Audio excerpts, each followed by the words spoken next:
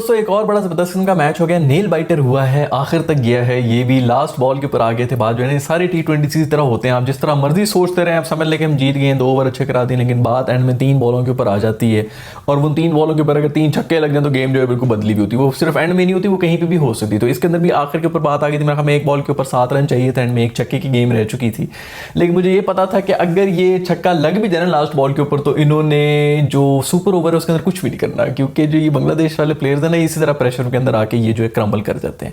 अच्छे भले जा रहे थे, इतनी बड़ी स्पीड में जा रहे थे, जैसी ही बारिश हुई है तो लगा जिस तरह वो जो बैट इन्होंने पकड़ा हुआ था ना, वो लकड़ी का नहीं, वो टिश्यू का बना हुआ था। बारिश की वजह से वो भीग गए। अजीब किस्म की शॉट्स खेल रहे हैं, अजीब किस्म की। जब उसके बाद जो इक्वेशन के पास बनी हुई थी डकवर्थ लुइस वाली, उसके लिहाज से इनको मैं 9 रन बनाने थे पर ओवर, और 10 की 10 विकेटें हाथ में थी। मतलब कोई 8 ओवर आपने सर्वाइव करना है, 9 रन पे चलना है, 10 की 10 विकेटें आपके हाथ में, फिर भी ऐसा पैनिक बटन हुआ हुआ। इस किस्म की शॉट्स मार रहे हैं यार, ग्राउंड के ऊपर खेल लो।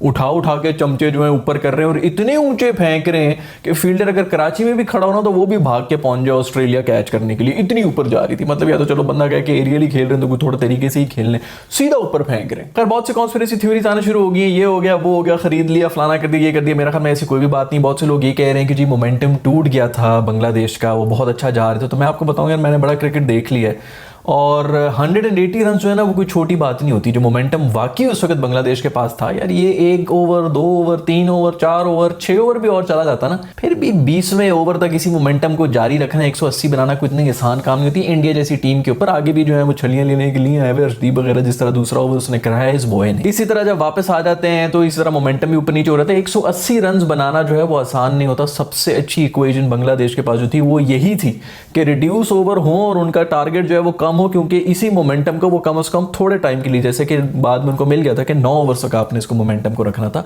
तो ये सारी की सारी इक्वेशन आए नो कि अगर वैसे आप देखें तो हाँ बांग्लादेश जो है वो उनके साथ ज्यादती होगी बारिश की वजह से, और ये वो अगर आनी थी तो फिर पूरी हो जाती बारिश। लेकिन 20 ओवर तक इसको मेंटेन रखती ऐसे प्रेशर को इंडिया के ऊपर। अगर आप फिर भी बॉलिंग टीम हो ना तो आप फिर भी कुछ कर सकते हैं कि चलो 11 बंदे प्रेशर एक्सर्ट कर रहे हैं, तो एक किस्म का उन्होंने फिर भी रखा हुआ है। एक बंदा है उसके आउट होती है, सब कुछ बदल जाते हैं। लिटन दास की भी 2-3 कैचेस ड्रॉप हुए, हर कोई उसकी बैटिंग की तारीफ कर रहा है। अच्छी इनिंग्स खेली उसने, इसमें कोई शक नहीं, लेकिन लकी भी रहा है। सो जो इक्वेशन थी बांग्लादेश के पास वो बहुत ही उनकी फेवर में थी, और इससे बेहतर कुछ हो नहीं सकता था उनके लिए, जिसको उन्होंने बिल्कुल कैपिटलाइज नहीं किया। इसके अंदर भी एंड में पहुंच चुके थे। अर्शदीप का जो ओवर है, जो कि मेरे ख्याल में सेकंड लास्ट ओवर है, ये उसके जरा चेक कर लें जो उसके ऊपर रन पड़े, 3 रन पड़े, 2 विकेटें ले ली, मैच इधर ही खत्म हो चुका था। लेकिन मैच का जो टर्निंग पॉइंट था ना, वो था केएल राहुल ने जो ये थ्रो की है। मतलब यार एक तो किस्मत देखो बेचारे लिटन दास की, कि एक तो रन के लिए आ रहा है, उधर जी को अड़ंगी खा के जो है वहां पे पलसेटिया खाना शुरू हो गया, और बॉल भी जाके डायरेक्ट लगी है। मतलब एक बुरी किस्मत जब आनी होती है ना तो हर जगह तो इस तरह आ जाती है। खैर मैं तो पता नहीं पीछे कितनी वीडियो से यही कह रहा हूँ, अच्छा वाला बांग्लादेश जीत रहा था, यहाँ पे पाकिस्तान में खबर फैल गई कि अबे यार वो तो बांग्लादेश जीतते लगा तो हमारे चांस बन गए आगे आने के। तो हमने जैसे ही वो ट्यून इन किया, पाकिस्तान ने दुआएं मांगी शुरू की, तो बांग्लादेश हार गया। ये इसी तरह ही होता है, हम लोगों ने ये सब चीजें लानी होती है उसी टीम के ऊपर जिसको हम सपोर्ट कर रहे होते हैं। खैर केएल राहुल ने एक तो वो थ्रो मारी थी, दूसरी जो उसने बैटिंग कर ली, जो फॉर्म सब चीख रहे थे वो उसकी वापस आ चुकी है। बड़ी खूबसूरत किस्म की बैटिंग की। ये और बात है कि अक्सर उनकी फॉर्म जो है ऐसी छोटी टीम्स के ऊपर ही आती है, बट जो भी हो बहुत ही खूबसूरत किस्म की इनिंग्स खेली और बड़ी ही बेहतरीन किस्म की शॉट्स भी खेली हैं। इसके ऊपर तकरीबन कोई 1.5 से 2 घंटे काम किया था कोहली ने एक दिन पहले नेट्स के ऊपर, जो इसके साथ ही इसको बताता रहे कि किस तरह बैटिंग करनी है, क्या करना है, क्या नहीं करना, किस तरह शॉट्स करनी है। और जब ये शॉट्स खेल रहा था तो इसीलिए कोहली साहब जो है वो इससे ज्यादा सेलिब्रेट कर रहे थे। लेकिन यही हरकत जो है ना, वो जो कहते हैं लिटन दास के साथ कैसे टाइम स्पेंड किया था, तो वो हमारे बाबर आजम ने स्पेंड किया था, रिजवान ने स्पेंड किया था, वो भी जो है उन्होंने उसको बता दिया था कि क्या ट्रिक होती है। भी वो आके हम पे आजमाएगा अगले मैच में। वैसे भी बांग्लादेश ने तो ये कहा हुआ है कि हम ये वर्ल्ड कप जीतने के लिए नहीं आए हुए, हम अपसेट करने के लिए आए हुए। तो आपने अपसेट अब उनको तो किया नहीं है, पीछे हम ही रह गए हैं, तो अब हमें अपसेट कर लें। वैसे पता नहीं हमें अगर हराएंगे तो वो अपसेट होगा भी कि नहीं, इस बारे में ही बात करनी पड़ेगी। खैर बहुत से लोग जानना चाह रहे होंगे कि पाकिस्तान के अब क्या चांसेस है, तो मैं आपको बताना चाहूंगा कि अभी भी पाकिस्तान के चांसेस है क्वालिफाई होने के। आप जरा नोट करें कि इसमें भी एक मैच हो रहा है साउथ अफ्रीका का और इंडिया का, और उन दोनों में से अगर कोई एक जो है वो हार जाता है, बशर्ते कि हम जीत जाएं। ऑफ कोर्स वो तो इक्वेशन में है ही कि हमने जीतना है, वो एक बहुत बड़ा क्वेश्चन मार्क है, बट चलो हम जीत जाते हैं, जो कि हमें जीतना चाहिए कम से कम, तो वो फिर भी हमारे चांसेस हैं। और वो इस तरह है कि अगर इंडिया जो है वो अपना मैच हार जाए या अगर साउथ अफ्रीका अपना मैच हार जाए तो बात जो है वो नेट रन रेट के ऊपर आ जाएगी। मतलब यार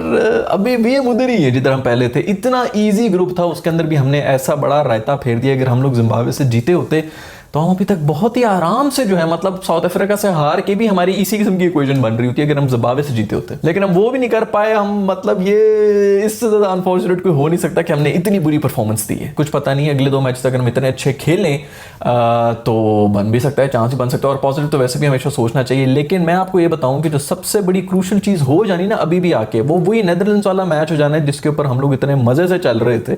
मतलब रन रेट की कोई परवाह ही नहीं है, 90 रन है, 50 आपने किए में, पीछे 30-40 रन रह गए हैं। कोई एक मैसेज नहीं दे सकता था कि खुदा के लिए अगले जो 25 रन हैं वो 2 ओवर्स में करने की करो या फिर आउट हो जाओ, कुछ भी करो, क्योंकि वो ज्यादा मैटर करता है कि हम कितनी जल्दी करेंगे। ठीक है आप 50 तक थोड़े आराम आराम से खेल भी रहे हैं, थोड़े तमीज से खेल रहे हैं, आगे जाके यार हमारी मतलब कोई मैनेजमेंट में, डग आउट में कोई एक बंदा ऐसा नहीं है जो आके कह सके कि भाई ये जो है ना ये इसको छोड़ो, इस मैच को, आगे जो है बात फंस भी सकती है। हमारा अगर कोई आउटराइट चांस है तो वो नेट रन रेट के ऊपर ही आएगा। तो इस मैच को हम नहीं जाया कर सकते क्योंकि हमारे पास टारगेट था 90 का और नेदरलैंड्स की बॉलिंग थी। इसके बाद हमने साउथ अफ्रीका और बांग्लादेश के साथ मैच करना है, तो ना सिर्फ वो जीतने, वो बड़ी नेट रन रेट से भी जीतने हैं। लेकिन उस वक्त भी हम ईजी हुए हुए थे।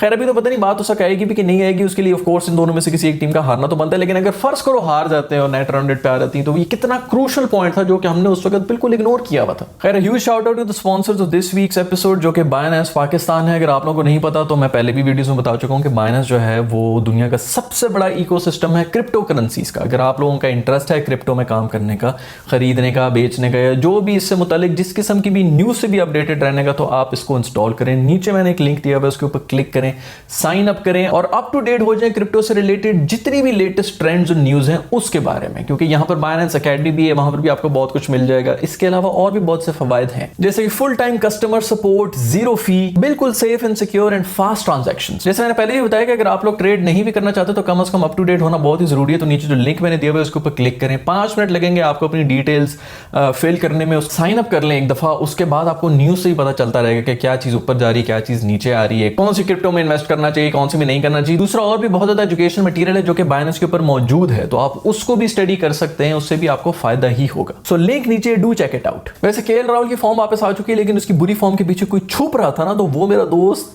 रोहित शर्मा है। वो इसके ऊपर जो है ना सब लोग बातें कर रहे थे और वो नीमी नीमी होकर इधर उधर मुंह करके निकलता जा रहा था, लेकिन उससे भी कोई परफॉर्मेंस नहीं दी। एक दूसरे 50 मारी है, वो भी छोटी टीम नेदरलैंड्स के ऊपर मारी, और वो अच्छी खासी स्ट्रगलिंग किस्म की 50 थी। उसके अंदर वो बिल्कुल भी कंफर्टेबल नहीं लगा जो उसने वो 50 मारे थे। तो मेरा दोस्त जो है वो छुपा हुआ था। अब केएल राहुल की फॉर्म वापस आ गई, तो अब जो है ना उसके ऊपर नजरें आना शुरू हो जाएंगी लोगों की। इस मैच के अंदर भी मेरे बॉय को 2 बारियां मिली और फिर भी कुछ नहीं कर सका। खैर फॉर्म अगर किसी की वापस आई है तो वो है विराट कोहली, जिसने एक दफा फिर से जो है मार मार के, यार ये मेरी मैं हमें वीडियोस निकाल के देख लो, अभी वर्ल्ड कप शुरू हुआ नहीं था, मैंने आप लोगों को कह दिया था कि भाई इसकी फॉर्म वापस आ चुकी है और इसने आके पूरी दुनिया को जो है नचा के रख देना है। वही हुआ है, वो हर मैच में नचा रहा है। एक और 50 उसने फिर मार दी। ऑस्ट्रेलिया तो पता नहीं क्या, ऊपर से एडिलेड के अंदर भी इसका कोई रिकॉर्ड इस किस्म का है।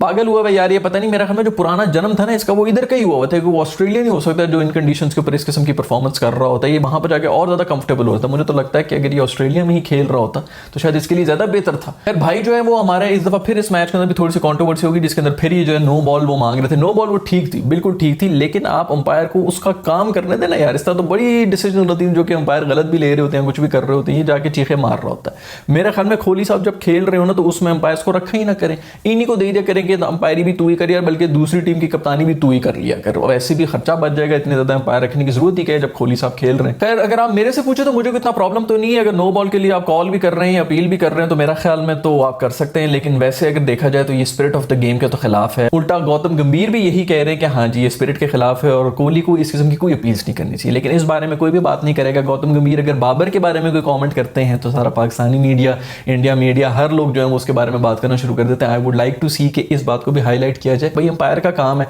अगर वो भूल गए हैं, उनको याद नहीं है, वटेवर, ये उनकी गलती है, फिर तुम क्यों उनको रिमाइंड करा रहे हो? तुम देख सकते हो अंपायर की तरफ, लेकिन आप उनको फोर्स नहीं कर सकते कि आप नो बॉल दें इस पे। ये चिट्टा लड्डू भी जो है इसलिए बस इसी की सुननी होती, जो ये कहता है उसके ऊपर वो कर रहा होता है। इसके ऊपर भी जो है वो मेरा ख्याल में शाकिब ने आके जो है वो थोड़ी हंसी मजाक में बात खत्म कर दी थी, लेकिन ये स्पिरिट के तो खिलाफ है ये चीजें भी। खैर वो लिटन दास से बड़ी जबरदस्त की इनिंग्स खेली है और बहुत ही खूबसूरत स्ट्राइक रेट पे जा रहा था, लेकिन दूसरे एंड के ऊपर जो शंटू खड़े हुए थे, पता नहीं उन्होंने क्या कौन सी जो है वो घास रगड़ के जो है वो आए हुए थे, क्योंकि वो मेरा ख्याल में एक टाइम के ऊपर 2 रन पे था 11-12 बॉल्स के ऊपर। यार अगर तुम नहीं मार रहे हो, चलो समझ आ रही, दूसरा बंदा जो है वो मार रहा है, कम से कम तुम स्ट्राइक तो रोटेट कर दो ना यार, सिंगल्स तो ले लो, कम से कम डबल ही ले लो, सिंगल ओवल के सिंगल ले लेके जो है कम से कम उसको आने तो 11 बॉलों पे 11 रन तो बनाओ। अगर ये बनाए हुए तो ये बहुत ज्यादा फर्क पड़ जाता है और एंड में आगे इन्हीं चीजों का फर्क पड़ा है गेम के अंदर। खैर तस्कीन ने जो बॉलिंग कराई है यार, क्या ही कोई बेहतरीन किस्म की बॉलिंग कराई है, बेचारा अनलकी रहा, इसका कैच भी ड्रॉप हुआ था, दूसरे से कोई आउट भी नहीं किया था, बहुत दफा प्लेन मिस हुआ है एजेस के ऊपर, कोहली ने इसको मेरे ख्याल में 3 से 4 चौके मार दी। इसकी बहुत ही जबरदस्त इनकी बॉलिंग थी और ये थोड़ा सा अनलकी रहा है बेचारा, और इसी को देखते हुए जो कप्तान था उसने चारों के चारों ओवर इसे करवा दिए थे। आई लाइक इट, मुझे इस तरह की अप्रोच अच्छी लगती है कि यार ठीक है, अगर एक बंदे की